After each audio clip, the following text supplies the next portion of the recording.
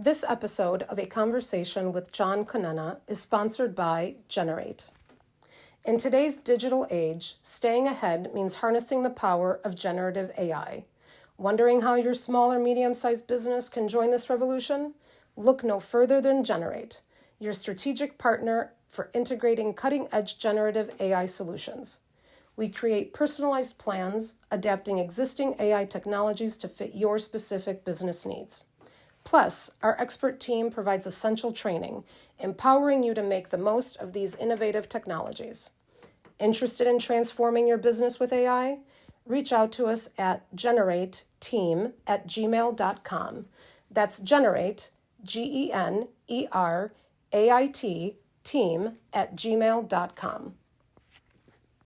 And now, on with the episode. Good afternoon and welcome to another edition of A Conversation with John Conenna. Today is really a special one for me. Stumbled on this lady because she's coming into my family room, living room, streaming every night in different forms and fashions. She is a multifaceted person, actor, singer, songwriter, culinary cook, international vocalist. It gives me great pleasure today to bring on Deanna Christine Dellacioppa Colon. Deanna, unbelievable. Hi. Thank you for coming on. How are you? Great. Hello, fratello, come stai? Come stai? Come stai? Sei bellissima, sempre una donna impegnata, that we say, a woman Right. very busy. Yeah. Very busy. I don't know how to sit down. You know, you come from immigrant Italian parents. What do they instill in you? Work, work, work, work, work. Right. Exactly. So, you know, I don't sit down a lot. No, I can tell. Oh my God. I got goals. I have dreams. I don't sit down a lot. I work hard, and you know, it's funny. So many people with this Jardiance commercial, like, I've been doing this professionally since I was like 16 years old. 16 years old. But 16 you years know old. what? When I hear that word, Deanna, professionally, let me tell you something. It really starts with you. For me, when I go do the research on you, in that basement, correct? That basement. So mom and dad owned a restaurant for 45 years in Arlington, Massachusetts, and I was born in that restaurant. You know, my mother tells me stories. You were 2 months old in the bassinet on the back table with all the flour bags. I mean, Wow. they had to run a business. They opened it when they were 18 and 20 years old. I mean, before I was born. Sure, sure. And so it was part of the life. And dad would get up 4:30, go to work in the morning. Mom would, you know, fill in for him. Me and my brother were true latchkey kids. We let ourselves in. We were home till dad came home with the pizza or something to eat. And Right. we were told, you know, be good, keep the house clean, do your homework. And when I had time, I was downstairs with my mother's 45, singing along with Connie Francis, Patsy yeah. Cline. Yeah. I mean, all the greats, you know, Donna Summer. Yeah. And then I discovered Whitney Houston in the Sure. early 80s, who was like my first vocal coach. And Oh, wow. down in that basement, note for note. And that What? basement was my Grammy stage. Deanna, was this an Italian restaurant? Yes. I tell you, because, you know, so this wasn't turn the key. Mama and Papa were making the food and everything else. This was the daily grind, which I'm so familiar with a lot of Italian families here in Chicago. Yeah. So I can imagine growing up there. You saw, and I'm going to use this word, and I think you're going to love it, le sacrifici della vita, the sacrifices of the life. It was, you know, every generation wants to do better for their family. And my parents made me the woman I am. They were hard on me. They were not easy. There were days that I thought they hated me, but I am grateful, because had I not had those ethics and those morals and hard work ingrained in me, like, not everybody wins a trophy, John. Right. You know, We're in this world where everybody wins a trophy and, oh, Tommy wins a trophy and Jimmy wears a trophy. No, it was like, you want something, you got to go for it. You got to work for it. No excuses. Nobody's going to hand you anything. Nobody handed us anything. Right. Get off your excuses and make it happen. And so, people say to me today, you should open a restaurant. I'm like, you're out of your mind. It's never happening. Yeah. Because I understand what that entails. Oh, sure. You've seen it firsthand. You saw it firsthand, what you had to go through from the tablecloth to closing at night and everything else that goes with it. And you have to do this again on Monday, Tuesday, Wednesday, Thursday, Friday, Saturday. Exactly. Every day. And there's no, my mother, her legs look like maps with the varicose veins and the burns up her arm. I just did a cooking thing this weekend. I can't tell you what it is, but I went on something big network for cooking, and I went and did something and I burned myself. I said, oh my God, every time I see this now, just reminds me of the lines across my mother's arms. Sure. Going into the pizza oven, burning, going into it was, way of life. I probably still have scars myself, but right. They, to this day, they're still with us. Thank God. They're finally enjoying their lives because they closed the restaurant, not because they had to, because they want, what else is funny, John? People think it's so easy to open a restaurant and keep it open for 45 years. That is such a massive feat. Incredible. Massive. Incredible. Because the grind and the everyday people you have to face. Just real quick, my father opened up a travel agency here 50 years ago in Chicago. You talk about another grind, but not as grindful as that one. Now I got to deal with this animal called the internet, and to keep it open, it is a struggle and a half. I got to ask you, you get noticed right away when where do you get noticed in the sense where like, hey, this Deanna's got it all going on? In terms of, social media, really, I do find some people know me. I don't think I look anything like myself. It's not how I dress. It's not how I wear my hair.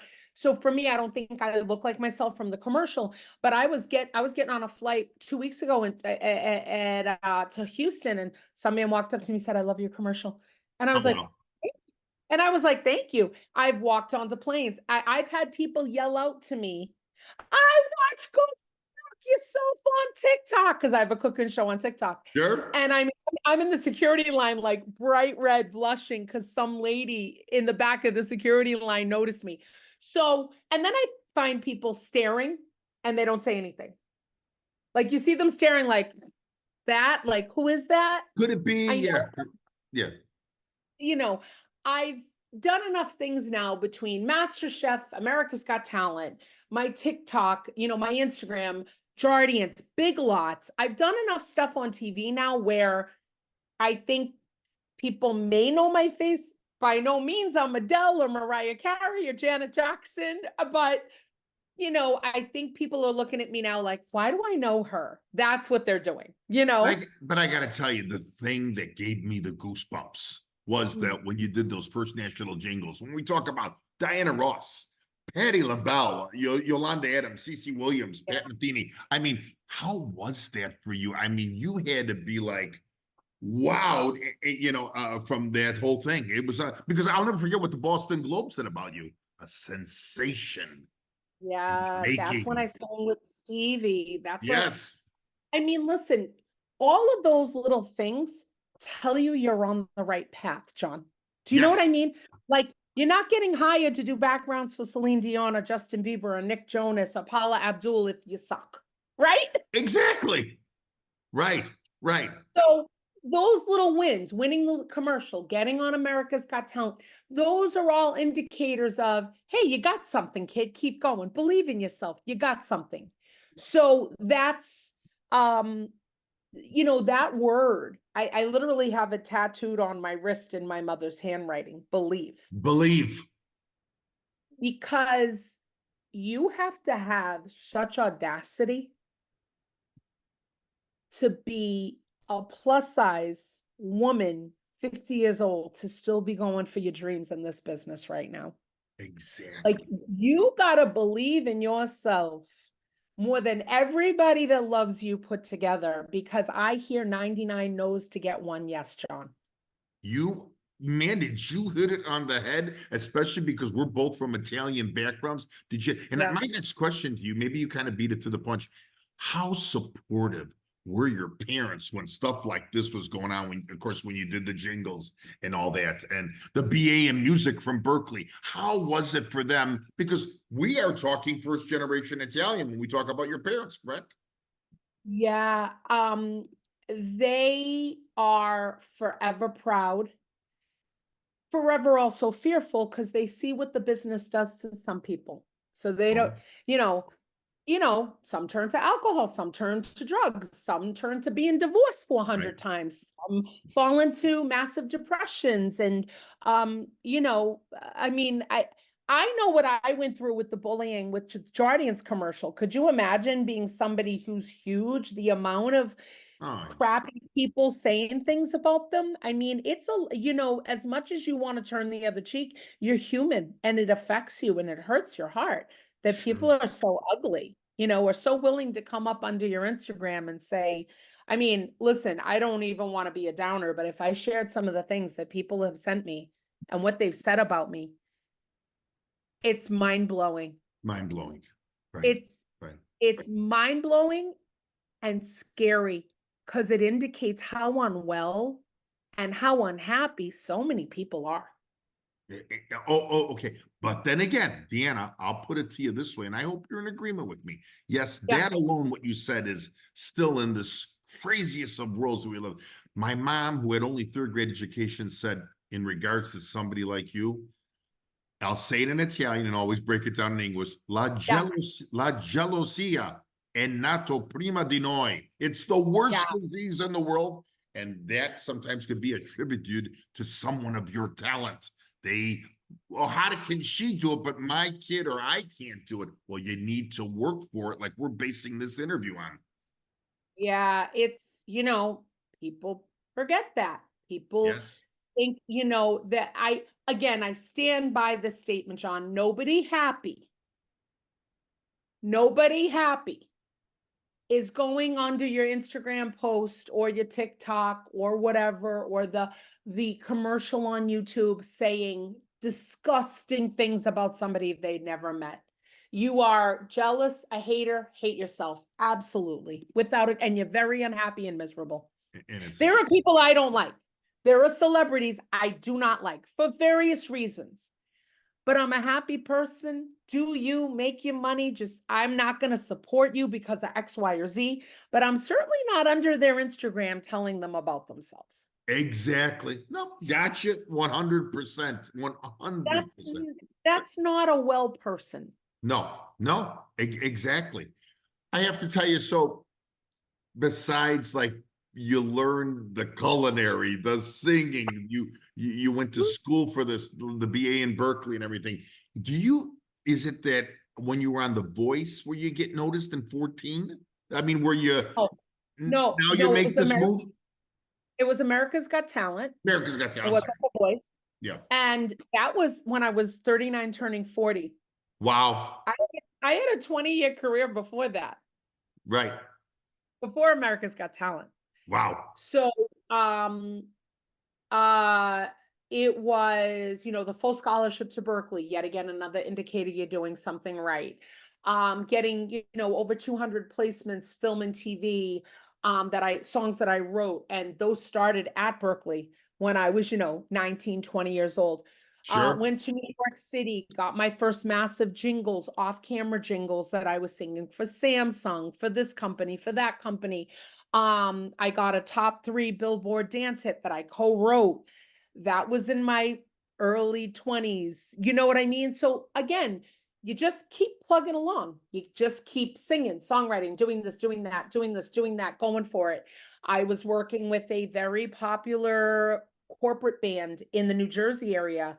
Wow. We made $10,000 a night. I was working 3 nights a week. I was making crazy money, singing at people's weddings, bat mitzvahs, corporate events. All of those things kept me afloat till the next big thing, and then America's Got Talent, and then it was kind of, John, can I tell you something? Sure.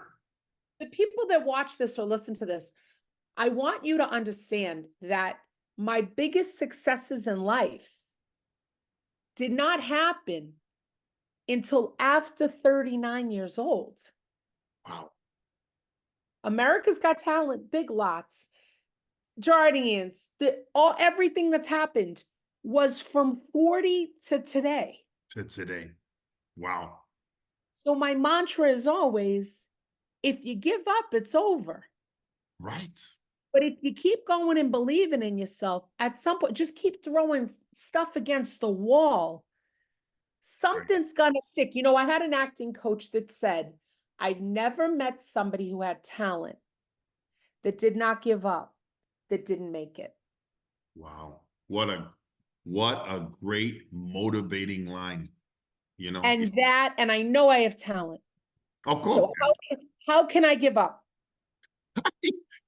Listen, I wish we had 4 hours, because when I'm looking at all these freaking papers, we need 4 hours or another episode. I mean, you did singing, songwriting, can be heard in over 200 films. Film and TV. It's amazing. I mean, like you said, Dion, Stevie Wonder. They're not going to go in the crowd. Oh yeah, there she is, Deanna Dellacioppa. Bring her out here. Let's give her a shot. They knew that you had this talent and everything else. How did you combined the culinary and this? I mean, it's like that really amazes me, because Master Chef and everything else. I mean, were you doing, like, let's say, and this is easy to say, 14-hour days when you were doing all this stuff before 39 years old? Oh yeah. And I mean, Master Chef made me realize, wait a minute, we're in a different world than when my parents owned a restaurant. Now we got social media. Now you can when my father hears what I'm making for a brand deal, when my father hears what I'm making for one chef 45-minute demo, he's like, I used to have to work all day for that. Yeah. Wow. That is incredible. Yeah, he probably, oh God, there's a term, keep digging. And my father used to say, "E voglia zappare." Yep. Digging. Yeah. My father, every time I get on a plane to go fly somewhere to do something, my husband jokingly grumbles, and my father goes, "Oh, you're getting rid of your wife and she's making money. What the hell are you complaining for? You're gonna have peace for 4 days and she's bringing home a check. Oh, shut up." Wow. I mean, it's so funny. He says to my husband all the time, because my husband's, oh, it's tough when she's gone. I gotta man the house. I gotta, nobody's cooking for me. He's a typical spoiled Italian guy. Italian guy. I'm over here. Yeah. So he's spoiled rotten, and he literally, and my father goes, listen, son, let me tell you, you're getting rid of her for 4 days and she's bringing home a check. State zitta, non voga. That's what he says. Be quiet for a little bit. Hey, shut up. No, but again, and then, okay, the culinary, the singing, right, the voice, everything. And of course, when I tried to set up this interview with you, that scared me when you said to me, "Hey, John, I'm not going to be available till 9 o'clock tonight, because we start at 8 till 9 o'clock tonight. So just, can you text me?" So I was like, holy cow, she's working a 12 to 16-hour day here. So I teach Tuesdays and Wednesdays from about 8 to 9 with 2 half-hour breaks, one for lunch, one for dinner. And I teach Tuesday and Wednesday a total of about 30 students internationally, all over the world, in Europe, East Coast, West Coast, Florida, Texas, you name it. And then I teach a bunch in person in my studio. I teach 30 students over 2 days. Wow. Incredible. And that's my baseline. Sure. That's my baseline. And then I spend, my Monday, Tuesday, doing stuff like this, bills, cleaning, grocery shopping, doing videos, I have a meeting after you. I have a phone meeting. Actually, I have 2 phone meetings. I mean, just all the other stuff I have to do in my life, because generally Friday through Sunday, I'm on a plane somewhere. You're on a plane, you're going somewhere, you have something to do and everything else. You know, I got to ask you this. I thought maybe I'd leave it for the end, but I'm going to ask you now. Yeah. You're midway through this. Are all of these like your passionate favorites, or is there one that sticks out where you say, I like the singing better than the cooking, or I like the teaching? What is, and of course, this is your drug. Everything you mentioned, this is the good drug that drives you. What is it for Deanna? I love everything I do. I feel passionate about everything I do. Singing, songwriting, acting, hosting, emceeing, the cooking stuff, and the voice, everything. I wouldn't do it. John, one thing about me, I'm not doing it if it doesn't bring me joy. Got it. Not doing it. Okay. But if you had a gun to my head and you said, you got to pick one, what would you love to do? I would actually, and I'm manifesting this for this year, I would love to be a host on a show. Oh. Right? Like, I'd love to be like a Jimmy Kimmel or something like that. I'd like to John Cena, I love John Cena's career. I love Keke Palmer's career, but also I love my own show. I have some ideas like Kelly Clarkson, I think has my life. Okay. But the only thing is, if I had the Kelly Clarkson show, I would sing, I would talk to my guests, but I would have a cooking segment as well. So I would love to have my own show. And we're talking talk show where you could do the guest one-on-one and stuff like that, or a little variety, or bring on, talk show daily, or something on Hulu or Netflix or whatever. That is what I'm manifesting and working on for this year. I really am I got to get some stuff together. I've got some meetings. It's funny, my meeting after you is to dialogue about I have ideas. How do we take that idea, get it pitched up, and we start pitching it? What are we doing? So that is part of it. People say cook and book. I'm not interested in a cookbook. No. Down the line when I'll sell 1 million copies, sure. But right now, everybody got a cookbook. Right. Look at my face. I have food products that I want to get on the shelves that don't exist. So that's part of my passion for this year. Food products that do not exist that would revolutionize cooking and how people are eating. And they're Italian-based products. I want to get that going. And I would love to be a host. If you said, because I love that, I've got this person, I would love to talk to people and I want to inspire people. I want to be in people's faces daily where I can look at them and go, like, you got to believe in yourself. My whole platform is I am a masterpiece. And that's because I had very little self-worth and self-love most of my life. I didn't gain that till my very late 30s. Right. And now I can look at the mirror and go, you're beautiful inside and outside, Deanna. Yes. You know what and I couldn't do that. And there are so many women and men like me that just don't, they're unconfident. They don't believe in themselves. And that transpires into what's going on out here. Right. Exactly. And I want people to know that we're all not supposed to look like a Kardashian. We're not all supposed to be a cookie cutter. If God would have made us that way, we're not all supposed to be the same color, size, this, that. We're not. Right, exactly. We're all beautiful and uniquely made. And I have so many platforms, but besides my animal advocacy and my anti-bullying advocacy, my other advocacy is a self-love advocacy. And also stopping this, look how great J-Lo looks. Well, I look good too if I was frickin' J-Lo. I mean, you know what I mean? Like exactly. Right. I've got a personal trainer. I've got a personal chef. I've got stylists, makeup artists, and I've probably got the best doctors in town to keep me all, Right. Yeah.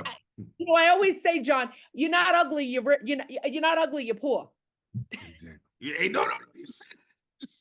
You just don't have the money to throw 50 grand into yourself every 3 months. You know what I'm saying? Crazy. No, but I love the part that you say, the inside and the out, the beautiful thing. I have to tell you something.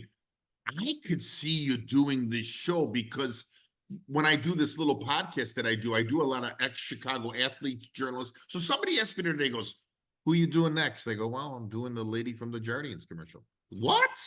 I go, why? Because I go, she is passionate. There's emotion. I saw it in that commercial. Even my kids and my wife came up to me and says, who are you doing next? Come on, the lady that's on 5 times. So yeah. I go, and she said yes to you? I says, yeah. I go, but there's something about her that's, she's got to go. And that's what I saw about you, just from this commercial. Then when I dug on you, holy cow. Hey, John, I gotta be doing something right, because for the Washington Post to call you up and say, can we do an article on you and then put you on the front page? Right.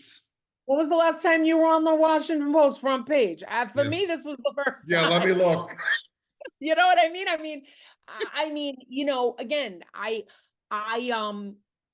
think that I have a lot to say and share. I'm very raw, I'm very real, I'm very transparent.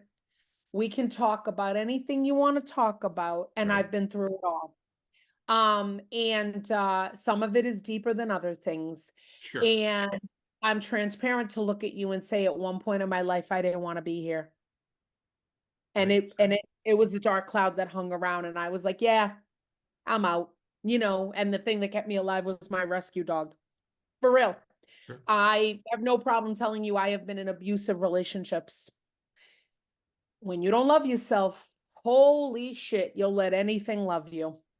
Exactly. And it's not love. And it's right? not, yeah. And they're important messages that people need to hear and they need to understand.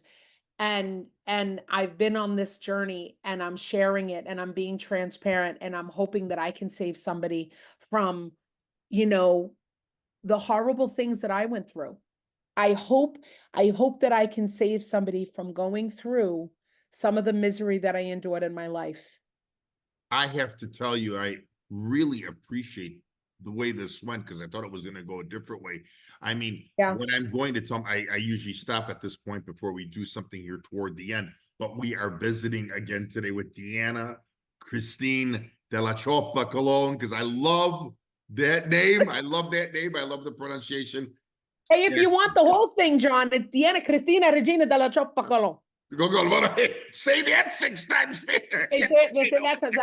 Yeah, but you know, social media, Deanna Bonchica, I'm cool with that. Yeah, and we haven't even got into that apparel line and everything else that you do. I mean, it's just amazing. So I want to tell my audience, after this interview, please, actor, singer, songwriter, vocalist, fantastic. And of course, stumbling on her from something that she's doing now, the Jardines commercial. I was so happy to see that, because I mean, forget the jingle. I just like how, I'm going to use the word, the commercial, of course, is for the type 2 diabetes, correct?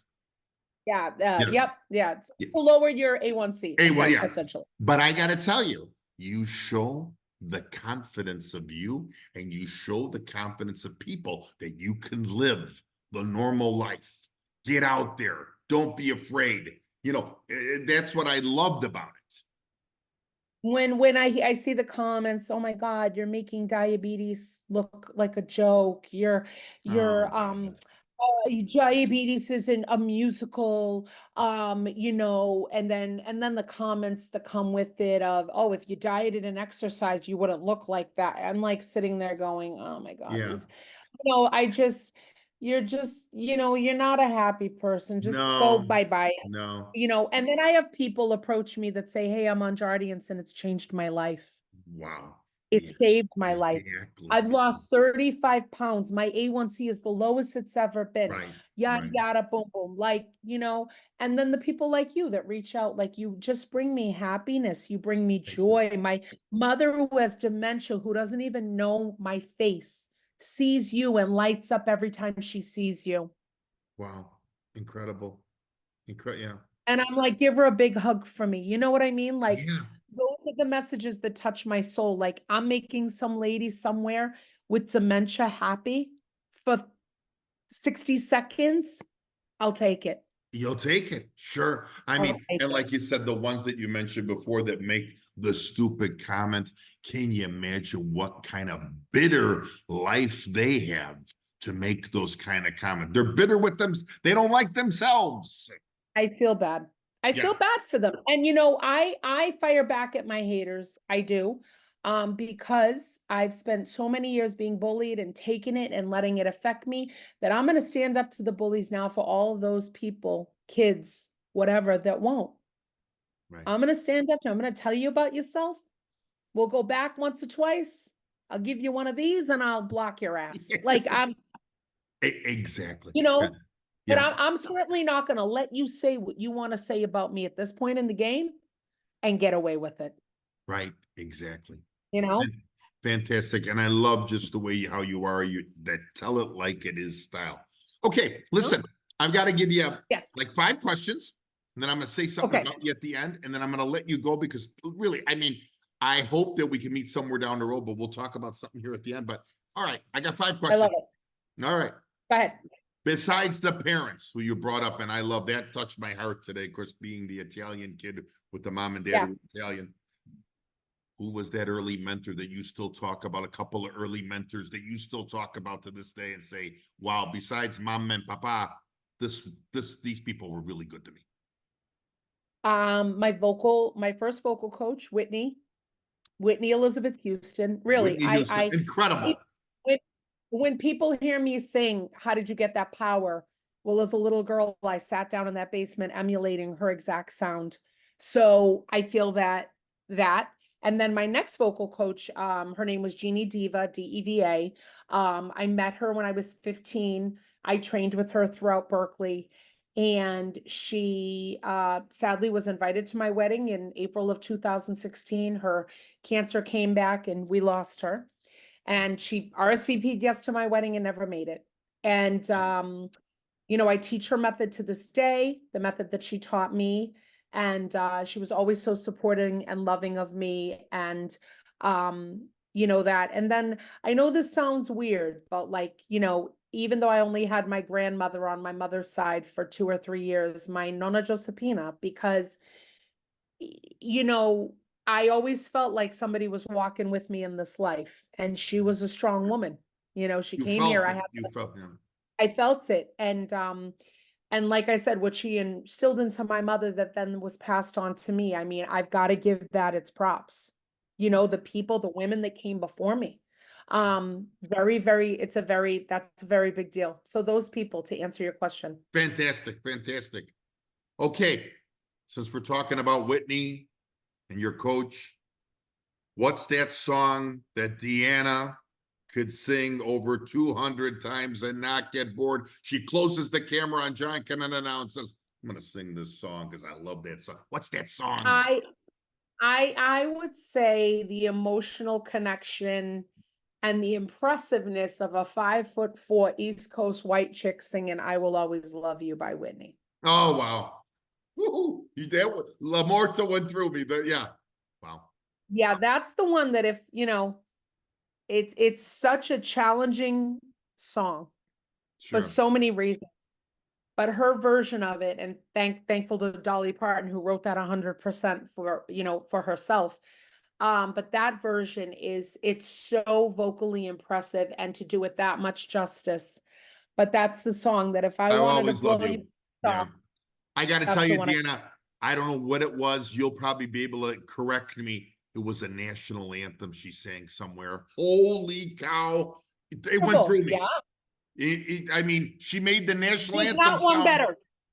Totally different. There's not a rendition of that was ever done better. And fight me in the comments on that one. You know what I mean? Yeah, for sure. Yep.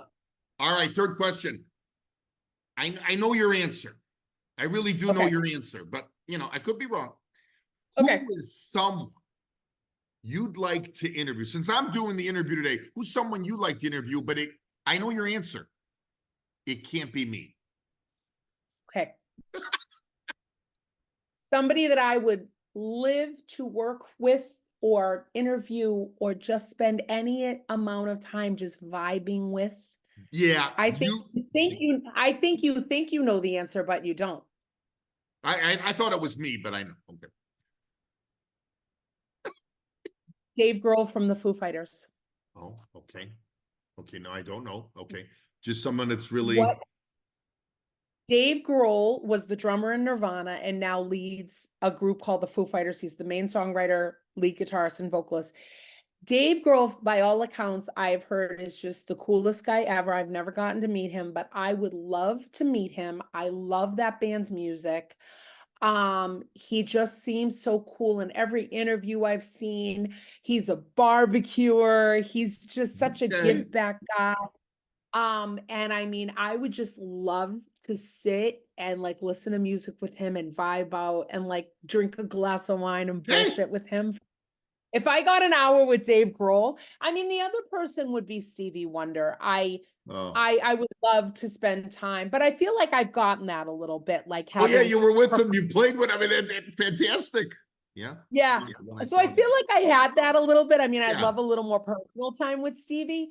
But that person would anybody who knows me would say Deanna's going to say Dave. And Deanna, that thing with Stevie, I really do believe it always comes back full circle to good people. I do believe in that. Yeah. So yeah. The days with Wonder are not over yet. Okay. Yeah. Since we're both Italian, just lay it out on the line here.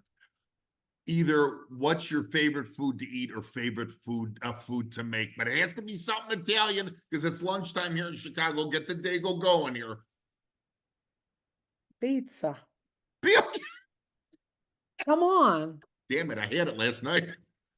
Come on. And you know, I was with my girlfriend this weekend when I was in Phoenix shooting this thing, and she's from Chicago, and I've never had real Chicago style pizza. Right. And I've been telling my husband, we got to go do a weekend and we got to go explore Chicago and we got to go have like, and I'm a big foodie. I want to go to all the spots, you know, what's his faces and all the spots. You know what I'm talking about. Sure. You know, got to go get a beef. The Italian beef. So, but honestly, pizza, you know, I love making, I just did a barbecue event in Texas and I made one of the other barbecuers made brisket. So I made a barbecue sauce. I made my dad's dough and then I put his recipe and then I put barbecue sauce base. I put mozzarella, cheddar cheese. I grilled up some onions for nice smoky flavor, Calabrian chili peppers, and then I topped it with brisket, and it was delicious. And then I made a picanha chimichurri pizza. Okay. With the chimichurri was the sauce, mozzarella cheese, and then picanha that was grilled by this guy Al Frugoni. Al gave me the picanha and I made these pizzas. And then I made a burrata pizza, just a margarita with a big plop of burrata on top. And it was like. Okay. I know heart attack waiting to happen, but I think I'm going to get on the next flight to come and see. All right. That's fine. Let's go. Yeah. So your husband, this Italian guy's coming here. Oh God, no, fantastic. Oh my God. You really, I mean, you got it. Everything was simmering in me. All right. I love it. We know that you've already kind of told us in this interview, beat me to my question, but yeah, we haven't seen the end of Deanna Colon, right? We have not. Oh, the only way it's the end is if I die when I hang up here. God forbid. No. Nah, I don't give up, John. I don't give up. And you know, people, you know, oh, Jordy, you know, you think this is your last hurrah. Have you met me? Like, right. No. Like, stay tuned. Right. Stay tuned. I mean, look at all this that we just went through in 30 minutes, which we need 3-4 hours. Yeah, I don't think it's all about a Jardian commercial, which of course you make fantastic. But here's how I'd like to leave you today. It's something that was in my notes. For you, for me to tell you this, the future is bright. And with that, gratefully blessed. With creativity, talent, determination, drive. You are something else. And I mean that I know we're two strangers, but I mean that. I feel like I've known you. This was fantastic. Deanna Cristina Dellacioppa Colon. You love saying the name. Keep doing what you're doing, honey. This was fantastic. And I mean this. This was an honor for me today. Oh, you're sweet. Listen, I hope everybody that sees this, follow me on the TikTok, my little show, Go Fork Yourself. It's all Yeah, I'm at gonna get Deanna this out on Colon. my end here, Spotify and YouTube. You do what you have to do, but this is gonna be Yeah. fantastic. And you gotta promise me one thing, Sure. because you are, for me now, just talking to you today, Yeah. you are gonna be the modern day Oprah. I feel it. And if you get that show, you gotta give me just 2 minute segment. The Italian guy from Chicago. Listen, from your mouth to God's ears, okay? From your mouth to God's ears. I would love that. And I think that, like somebody might hear that and go, "Oh, that's not happening. Oh, that's really a far-fetched thing." No, I don't feel that way. I feel like, okay, let's do it. What are we doing? How are we doing it? If Oprah could do it, so could I. Exactly. Exactly. Right. And you have that drive to do it. Deanna. Thank you for having me. Oh, thank you. And we will definitely talk soon, and hopefully we can do a part 2, because your parts just keep coming, young lady. Your parts just Well, thank you so very much. Thank you so much for having me. You got it. Everyone, take care and have a great afternoon. Thanks, Deanna. Hey, everybody.